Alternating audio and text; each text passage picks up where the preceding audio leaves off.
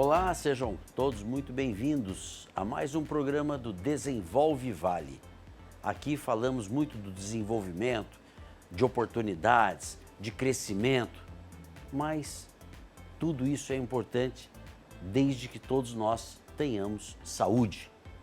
Hoje nós vamos falar de algo extremamente importante, o cuidar de si, como viver de forma saudável.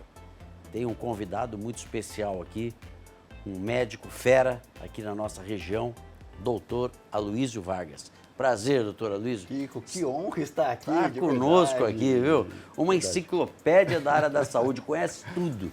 Uma grande oportunidade de trazer aqui conhecimento para o nosso público. Obrigado pelo convite. Eu fico muito feliz, de verdade, poder realmente passar um pouco desse conhecimento para todo mundo aí, né? Vamos trabalhar com essa saúde. Maravilha. Doutor Aloísio Vargas, ele é médico endocrinologista. Para quem não sabe, endocrinologista que cuida de toda essa questão de obesidade, envelhecimento saudável e por aí vai. Não é isso? Isso mesmo, perfeito. Doutor Aloísio, conta pra gente, hoje, quais são as principais orientações com relação à obesidade? Nós moramos num país em que está aumentando a obesidade ou está diminuindo? Kiko, eu vou ser bem honesto. Infelizmente, não só no Brasil, na verdade, mas no mundo todo, a obesidade vem crescendo e vem crescendo muito, né? Então, se a gente parar para analisar, até 2025, a gente vai ter mais ou menos, no mundo, 700 milhões de pessoas obesas. Certo. Em 10 anos, a perspectiva é que mais ou menos 50% da população mundial esteja obesa. E o problema é que a obesidade, na verdade, não é só uma questão estética, né? É uma questão de custo para a saúde, custo para as vidas, né? Então, se a gente para analisar, boa parte das doenças que mais matam hoje vem da obesidade, né? Então, desde o risco cardiovascular, risco de demência, vários tipos de câncer, alterações do fígado, por exemplo. Hoje, a principal causa de transplante de fígado no mundo não é mais álcool, não é hepatite, é o quê? É gordura no fígado, estatose hepática. Isso então, que depois transforma em câncer. Pode virar um câncer de fígado, exatamente. Porque geralmente a gente fala em obesidade, né? Vai chegando o verão, todo mundo corre para as academias, quer fazer ali.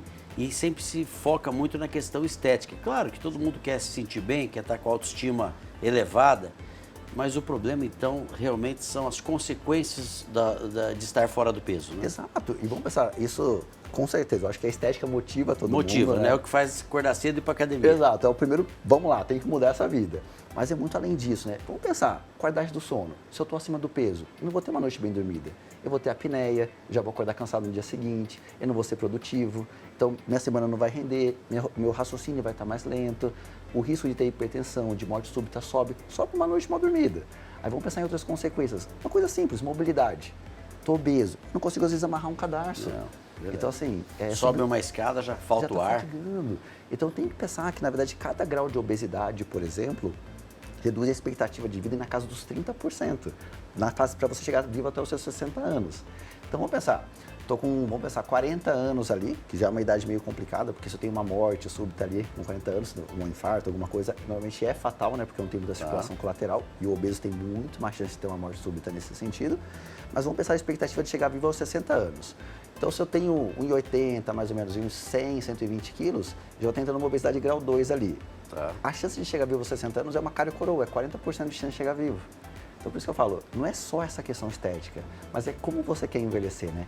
Como você quer estar daqui a 10, 20 anos, porque as suas escolhas agora vão impactar muito o seu futuro. E as pessoas hoje estão vivendo mais, né? Sim. Hoje a expectativa de vida do cidadão aumentou.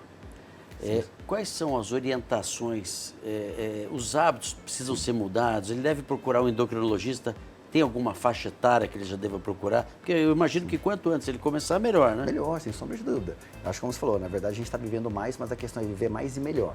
Então, assim, quanto mais cedo a gente começar isso, realmente vai fazer toda a diferença. Então, assim, quais são os hábitos mais importantes? Eu acho que, primeiro ponto, 70% da nossa saúde, como a gente envelhece, vai estar relacionado à alimentação. Alimentação. Então, assim, tem que buscar um nutricionista, fazer escolhas melhores. A atividade física, sem sombra de dúvida, faz a diferença. Parece um clichê, mas a gente sabe, uma pessoa que treina, se eu comparar com uma pessoa que não treina nada, a diferença na expectativa de vida é de uma década.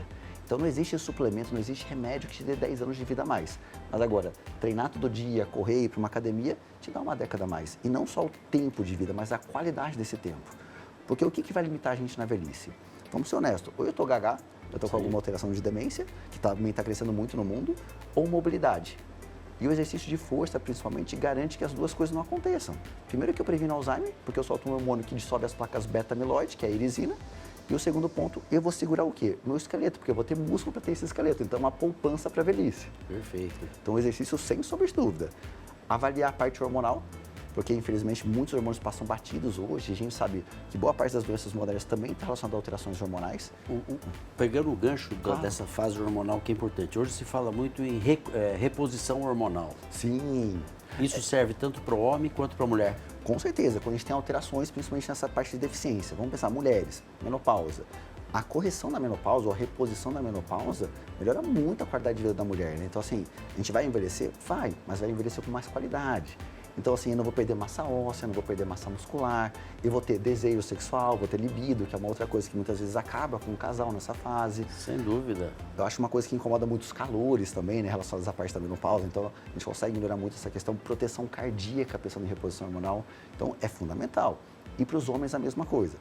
O que a gente está vendo, às vezes, é um pouco de deturpação quando a gente fala na parte hormonal, principalmente para homens, né? Sim. Então, às vezes, homens sem necessidade nenhuma de utilizar os hormônios, fazendo essa reposição.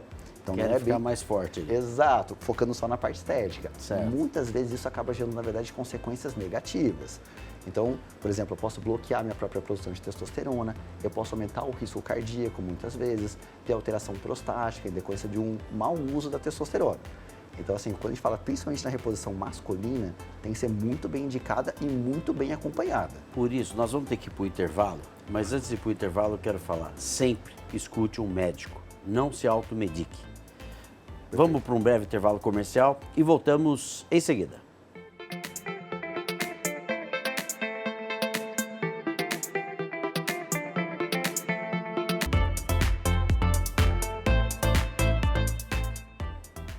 Muito bem, estamos de volta aqui com o Dr. Aloysio Vargas, um grande nome da medicina na área de endocrinologia.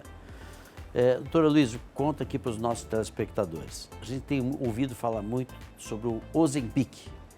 Febre da canetinha. Febre da canetinha, né? Não, que a medicação foi feita para o diabético, mas que as pessoas usam para emagrecer e etc e tal. Qual que é a sua visão com relação ao Ozempic?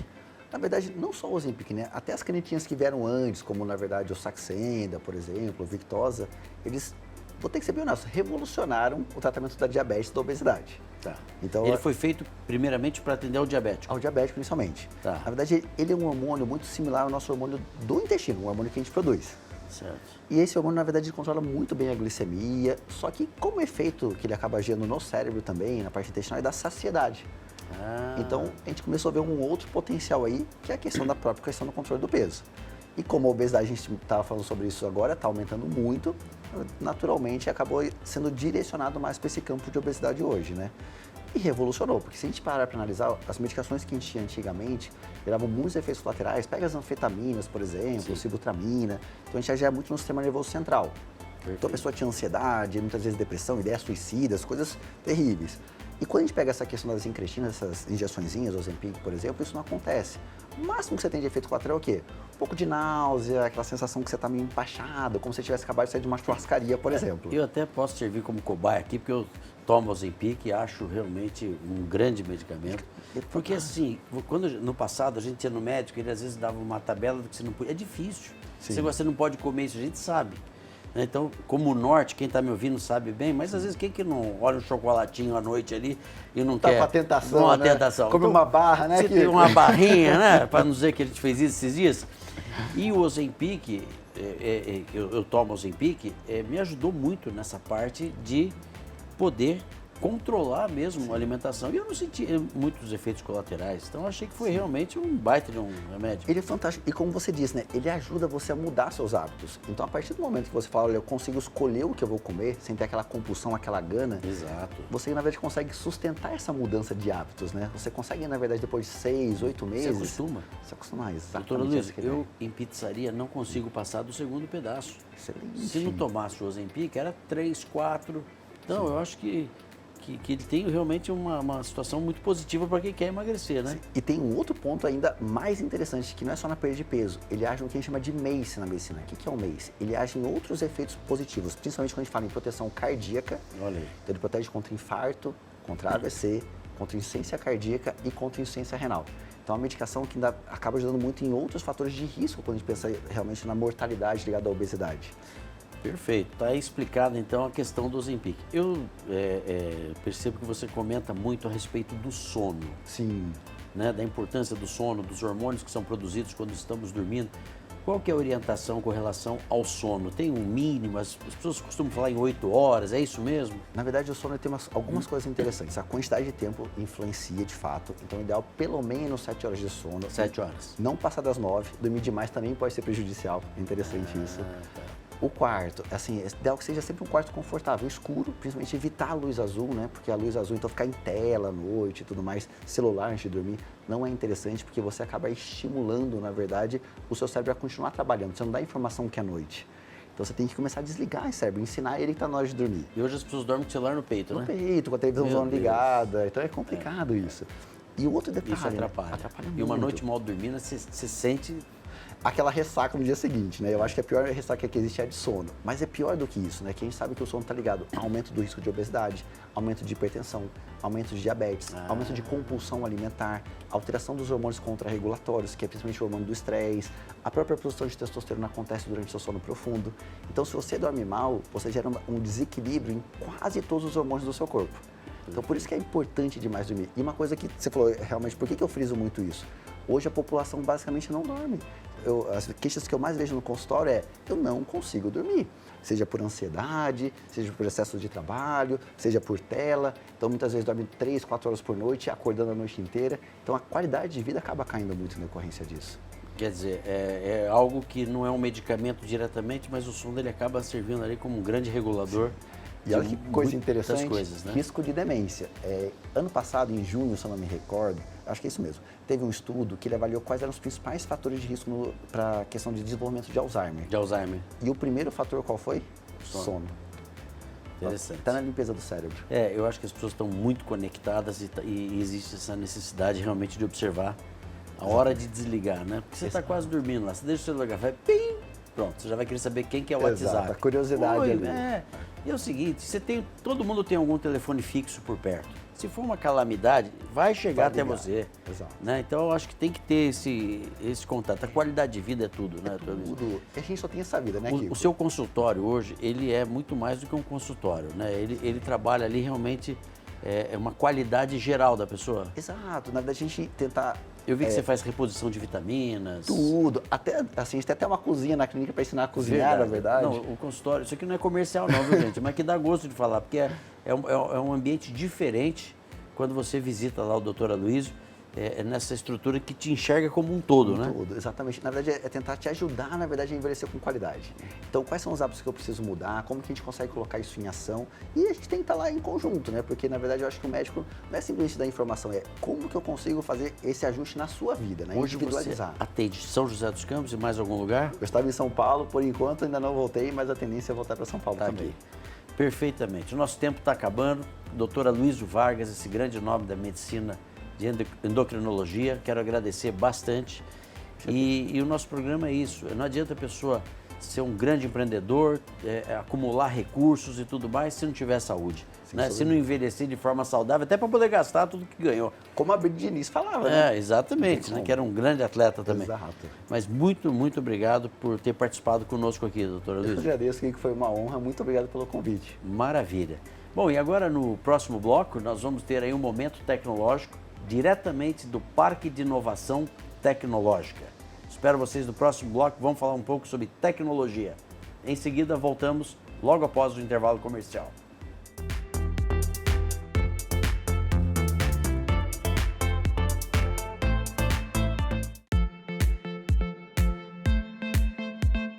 Muito bem, estamos de volta, hoje aqui diretamente do PIT, Parque de Inovação Tecnológica, sempre trazendo assuntos importantes. Afinal, o Vale do Paraíba, São José dos Campos, deve muito à tecnologia. Muitas empresas, muitas pessoas que vieram morar aqui, vieram atrás de educação, de desenvolvimento, de aperfeiçoamento, tudo muito ligado à tecnologia. E hoje nós estamos aqui diretamente dessa central que fica aqui em São José dos Campos, do PIT, que abriga uma série de empresas, empresas que ainda estão testando seus produtos, outras mais experientes. E hoje nós vamos falar aqui com um grande especialista aqui no assunto, o Jean, que desenvolve aqui projetos mais voltados a governos. Mas, Jean, um prazer tê-lo aqui, contando um pouquinho. Nosso programa, o Desenvolve Vale, ele traz uma característica de focar em assuntos de interesse ao desenvolvimento. E nada melhor do que estar aqui no PIT. Tudo bem? Seja muito bem-vindo ao programa Desenvolve Vale. Tudo certo, Kiko, é uma satisfação falar contigo. Um abraço a todos os espectadores aí que estão assistindo a gente nesse momento. Prazer recebê-lo em casa aqui, né, no Parque de Inovação Tecnológica de São José. E é isso, vamos bater um papo, falar um pouquinho mais sobre inovação e agora inovação voltada para governo. Jean, as pessoas escutam cidades inteligentes, governos mais eficientes, mais ágeis. Hoje, a gente sabe que São José é algo muito diferenciado, né? Já é considerado cidade inteligente, já tem todas essas características. Agora, o Brasil é muito grande. Exato. Eu queria que você explicasse um pouquinho o que é o GovTech, esse apoio para as cidades se tornarem inteligentes, eficientes e tudo mais. Um pouquinho desse projeto. Legal. Bom, o termo GovTech, o conceito GovTech já é bem difundido, né? Nada mais é do que empresas, instituições e organizações que entregam e levam tecnologias para governo, para o setor governamental. E o parque, né, já com seus 17 anos de história aqui em São José, na região, desde a sua concepção, ele sempre respirou o oxigênio GovTech, porque é uma política pública, né? Então ele já entrega, desde a sua concepção, resultados, inovação e tecnologia para o governo e para a região de São José dos Campos. E quando você fala entregar para governo, você está falando entregar para o cidadão, né? Exatamente. Porque tornando ágil para as pessoas. Nada mais é você tornando a gestão pública mais inteligente, baseada em dados, em informação, com processos ágeis, né? Nada mais é do que gerar eficiência para o gestor, para a gestão e para a máquina pública. E quem recebe essa eficiência, essa inovação e esses processos, esse retorno volta para a sociedade, volta para o munícipe, para o cidadão, para a região e para o entorno da cidade que consome, que busca tecnologia, inovação e cultura e processos ágeis e de eficiência. Quer dizer, e o PIT, aqui em São José dos Campos, ele pode atender cidades, estados do Brasil inteiro. Exatamente. A nossa frente GovTech, né, ela se tornou mais madura e se tornou mais sólida quando a gente transborda a região de São José dos Campos. Então, com a certificação de cidades inteligentes, né, que é certificada pela BNT, nós somos a primeira cidade no Brasil a ter as 3 certificações da ISO. E isso entendemos, nós fizemos parte da criação e da certificação da cidade junto com o município e nasceu aqui dentro. Então a gente percebeu que isso dava para ser levado e transbordado para outros gestores públicos, para outras cidades, para que elas também tivessem os benefícios de um processo como esse. Você sabe, né? Um dos problemas do poder público muitas vezes é o método arcaico, a ineficiência, a burocracia. Eu acho que é importante isso aqui, porque o nosso programa ele é assistido por muitas autoridades, por muitos prefeitos, governadores. E aqui é um espaço que pode ajudar a organizar essa ideia. Isso trabalha em forma de consultoria, vocês são contratados pelos governos, é isso? Exatamente. Nós entendemos toda a realidade do gestor público do Brasil, não só do estado de São Paulo, mas do Brasil como um todo, como um país continental. Então a gente entende as limitações que ele enfrenta, né, as decisões que ele tem que tomar, os recursos que são limitados. Então, compreendendo esse cenário, a realidade do gestor público e as diversas realidades do Brasil como um todo, nós desenhamos, nós especificamos produtos e serviços como consultoria para que qualquer município, para qualquer gestor público, seja ele prefeito, seja ele secretário, seja ele governador, tenha acesso a esses benefícios. Perfeitamente. O nosso tempo está esgotado, mas eu quero dizer da importância de ter um centro altamente qualificado como o PIT, Parque de Inovação Tecnológica, podendo assessorar governos, prefeituras, poder público de um modo geral, nessa modernização que faz parte. Jean, parabéns pelo trabalho, muito obrigado aqui por nos receber tão bem aqui no Parque de Inovação Tecnológica. Obrigado, Kiko, é uma satisfação tê-lo aqui. Ok, a você telespectador, muito obrigado pela sua audiência e fique agora com SBT Brasil.